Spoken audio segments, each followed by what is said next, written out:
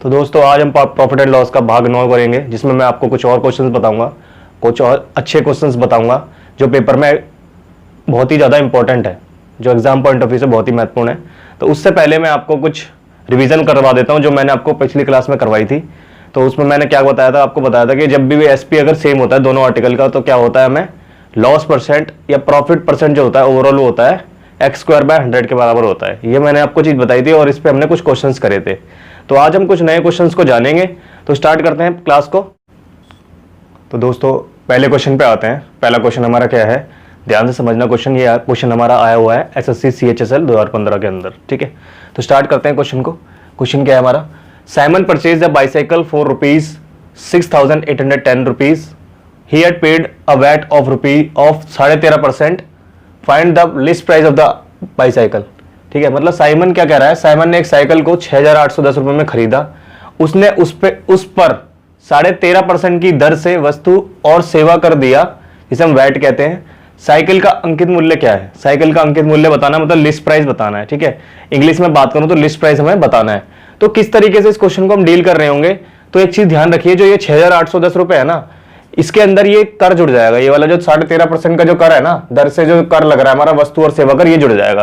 तो 100 में अगर 13.5% जोड़ देंगे तो कितना आ जाएगा, 113.5 हो जाएगा, ठीक है। तो 113.5% की जो वैल्यू है क्वेश्चन में वो कितनी देर की है, 6,810 रुपए देर की। कितनी देर की, 6,810 रुपए, ठीक है। अगर यहां से मैं एक की वैल्यू निकालूं, एक की वैल्यू 60 रुपए के बराबर होगी। एक की वैल्यू कितनी होगी, 60 रुपए के बराबर होगी। एक की वैल्यू अगर 60 रुपए के बराबर है तो 100 की वैल्यू कितनी हो जाएगी, 6,000 रुपए। ये इस क्वेश्चन का आंसर हो जाएगा। तो अगले क्वेश्चन पे आते हैं। अगला क्वेश्चन जो है हमारा मेंस में आया हुआ है क्वेश्चन है, और ऐसे क्वेश्चन मेंस में आए हुए हैं, बताइए 2015 के अंदर। तो इस क्वेश्चन को मैं बहुत ही छोटे तरीके से बताऊंगा, आपको कुछ नहीं करना क्वेश्चन में, तो वीडियो बने रहिए और उस क्वेश्चन को देखिए कैसे होगा ये क्वेश्चन, ठीक है। एक आदमी है, a man sells an article at 5% above its cost price. If he had bought it at 5% less than what he had paid for it and sold it at ₹2 less, he would have gained 10%. Find the cost price of the article. कह रहा है कि एक आदमी ने एक वस्तु को क्रय मूल्य से 5% अधिक पर बेच दिया।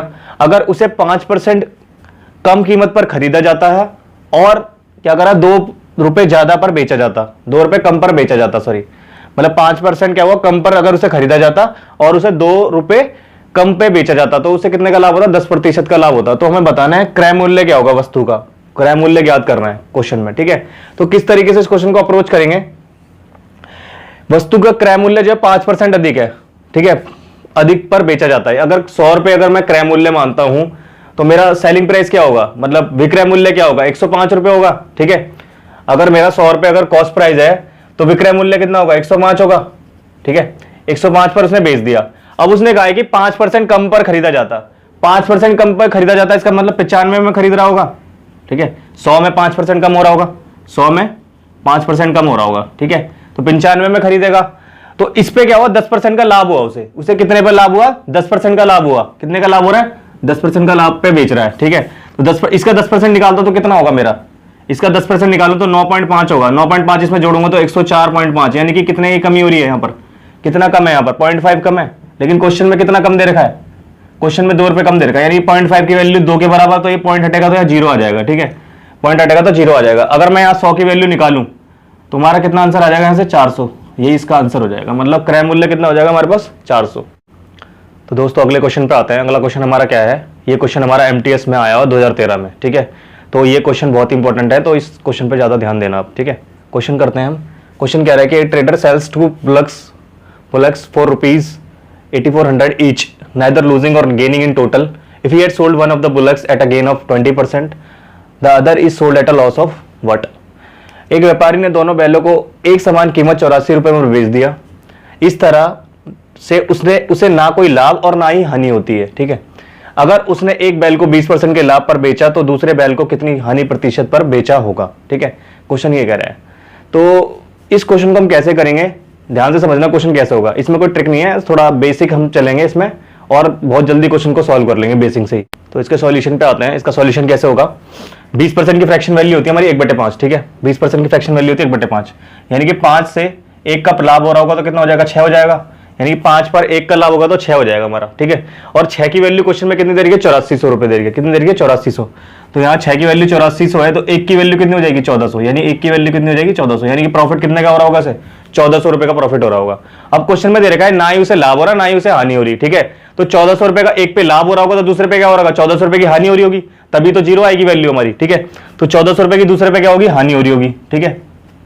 अब क्या होगा 8400 रुपए में हम 1400 जोड़ देंगे, तभी हमारा क्या आ जाएगा सीपी आ जाएगा किसका दूसरे वाले का, कितना आ जाएगा 9800 रुपए, ठीक है 9800 रुपए आ जाएगा। अब क्या हमें दो जो चीजें चाहिए थी वो क्वेश्चन में मिल चुकी है हमें, अब क्या निकालना है हमें लॉस प्रतिशत निकालना है।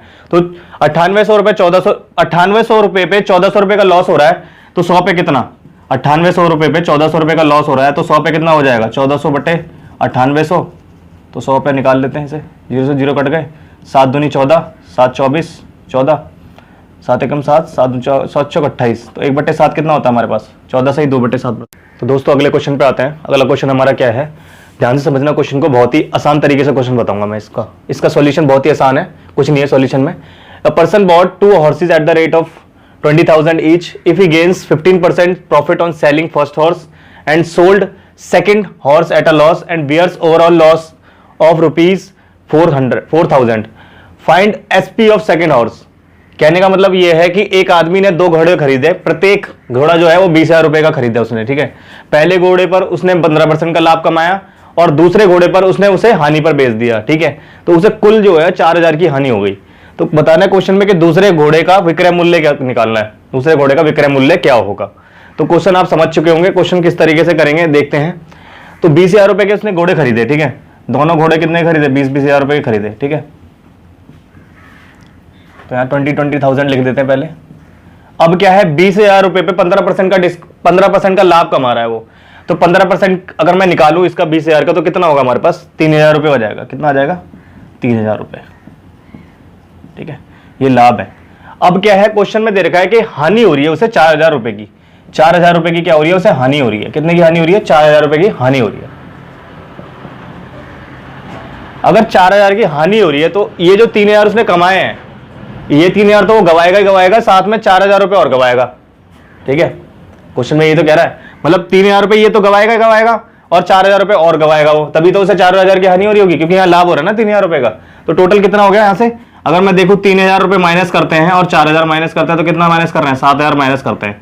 7,000 अगर मैं माइनस करता हूँ 20,000 में तो कितना बचा मेरे पास 13,000, यही इसका आंसर हो जाएगा।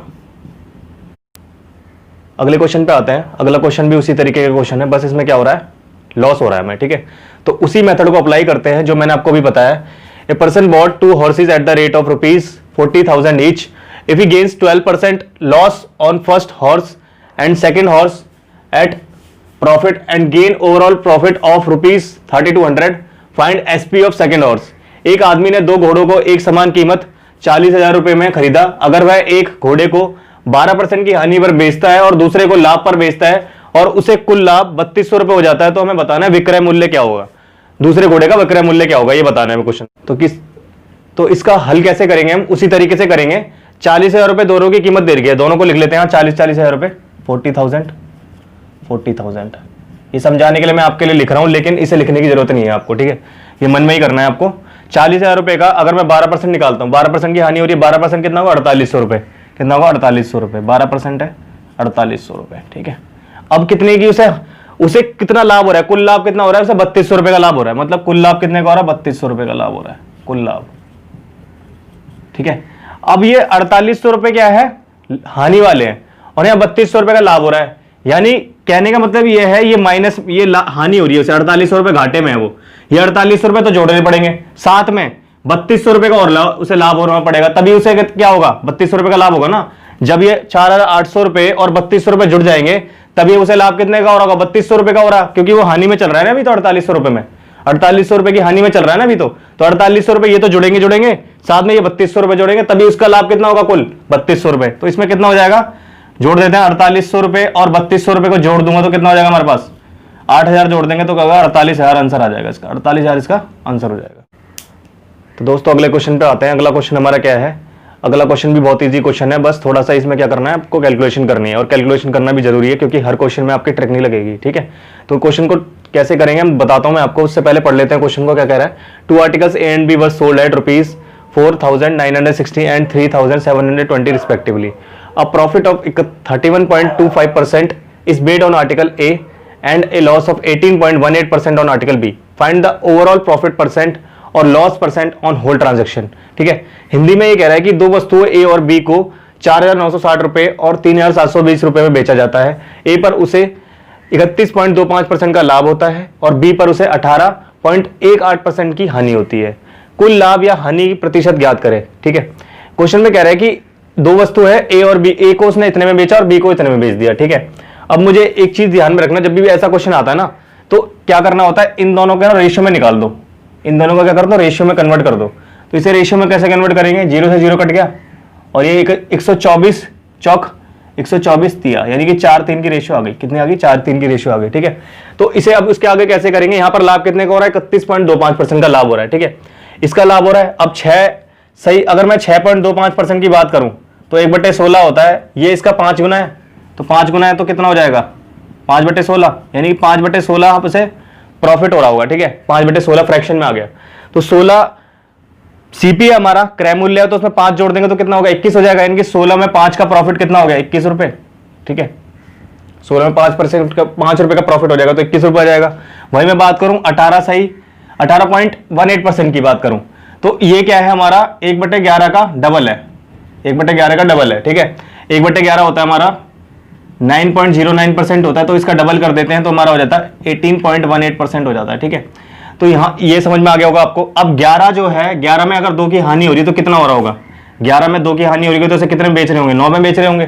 ठीक है, अब क्या है 21 और 9 हमारा बराबर होना चाहिए, 21 और पहले 9 को बराबर करना पड़ेगा, तभी इसे 4-3 की रेशियो बना पाएंगे ना हम।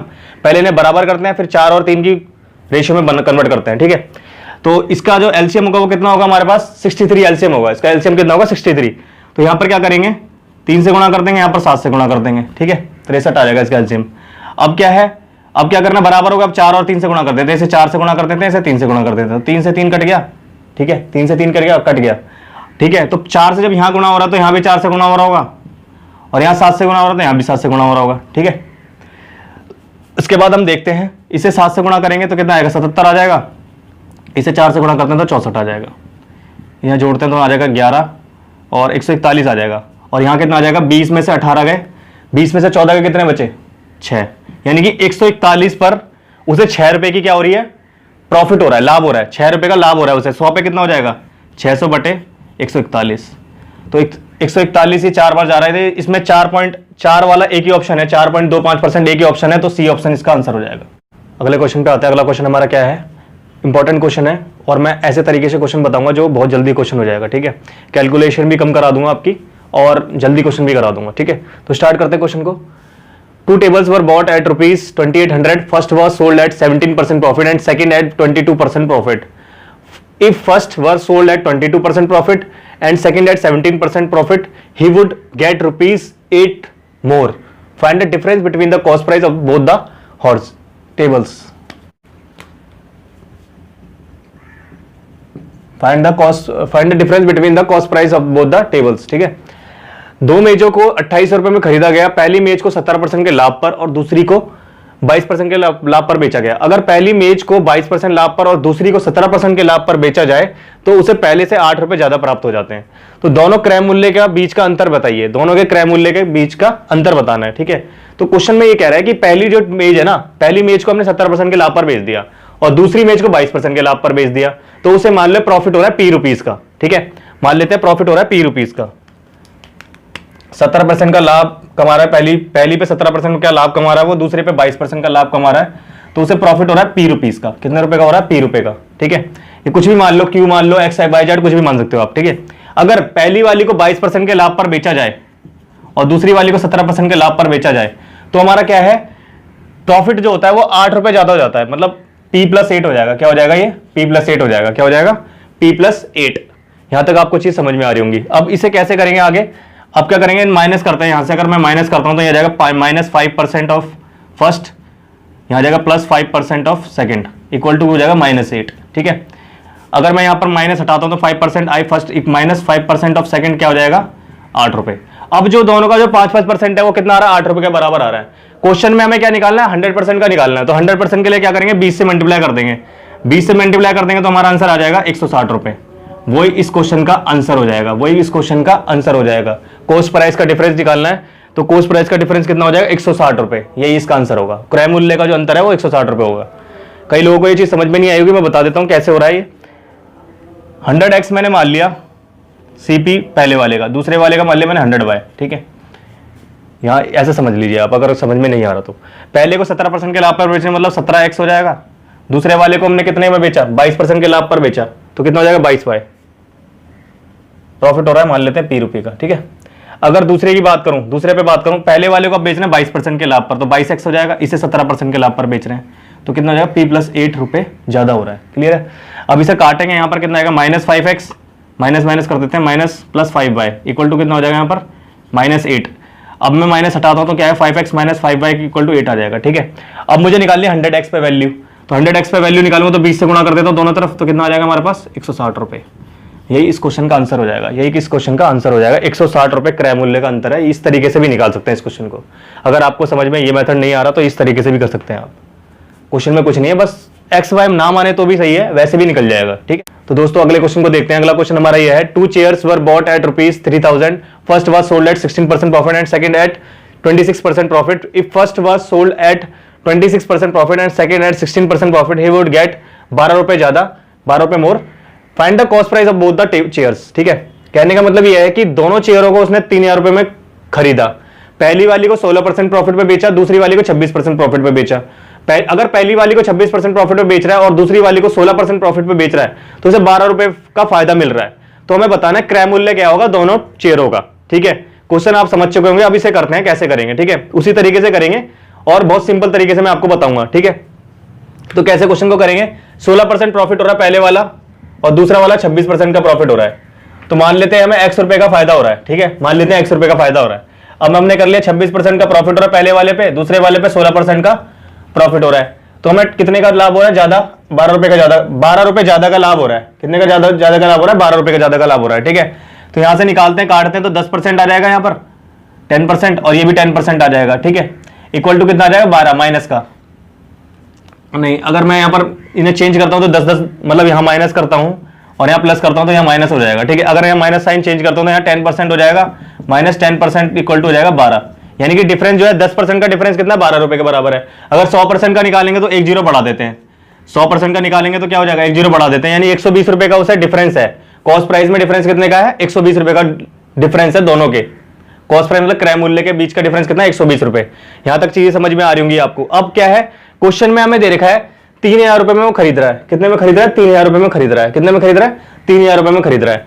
अब दोनों का कॉस्ट प्राइस में कितने का डिफरेंस है, 120 रुपए का डिफरेंस है।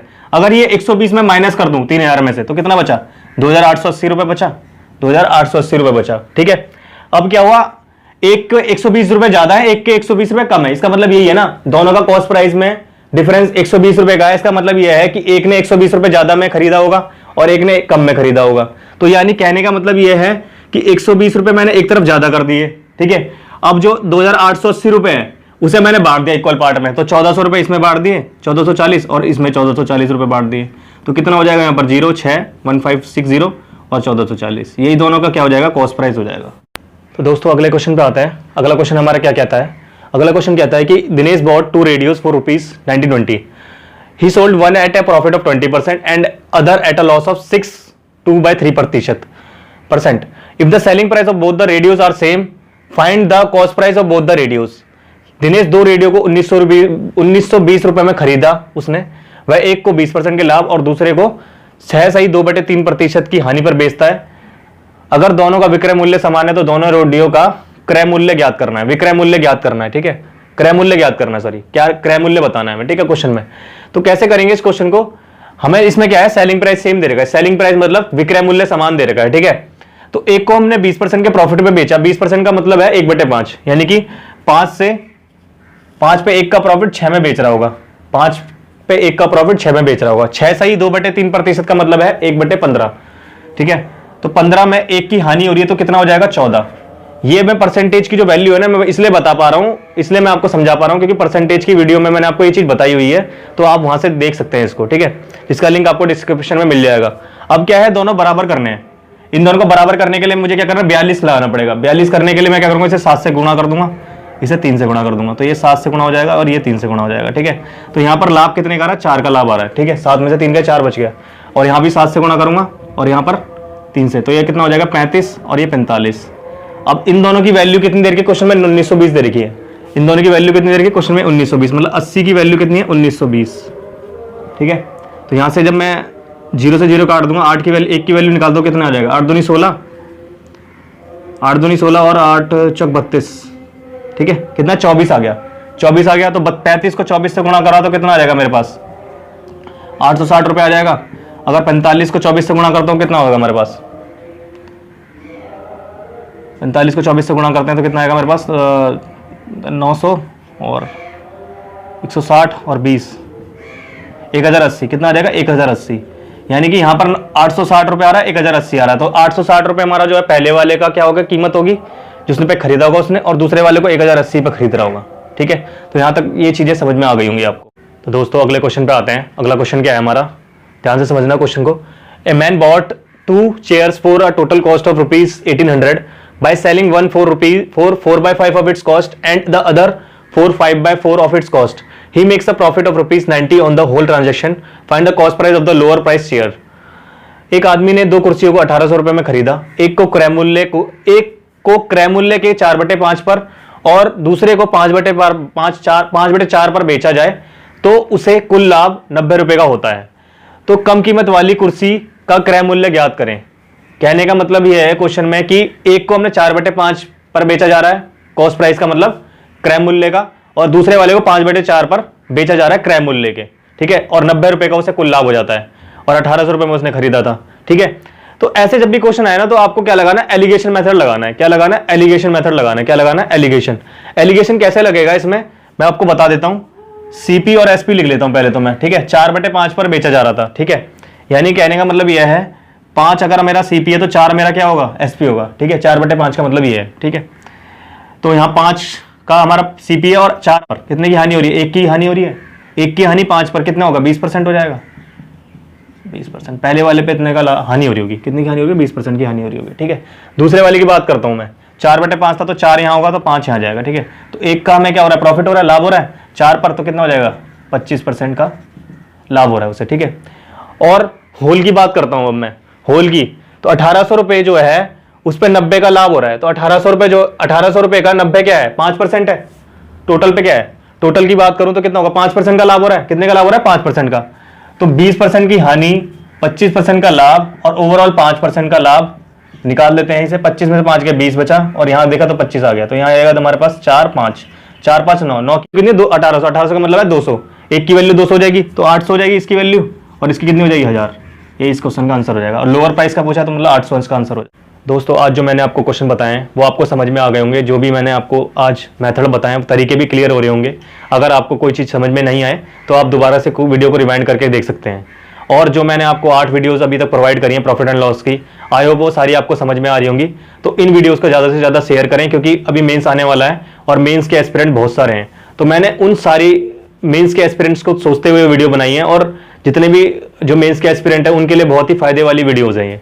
तो आपको क्या करना है, इन पे ज़्यादा से ज़्यादा काम करना है। मेंस वालों के लिए इंपॉर्टेंट है और सीएचएसएल वालों के लिए भी इंपॉर्टेंट है क्योंकि इससे क्वेश्चन बाहर जाने के नहीं है। आपके इसी के ऊपर सारे क्वेश्चन आ रहे होंगे, सारे प्रॉफिट एंड लॉस के क्वेश्चन इसी के ऊपर आएंगे। बस आपको क्या करना है, इन पे मेहनत करनी है, इन पे प्रैक्टिस करना है, ठीक है। तो मिलते हैं अगली वीडियो में, तब तक के लिए जय हिंद जय भारत।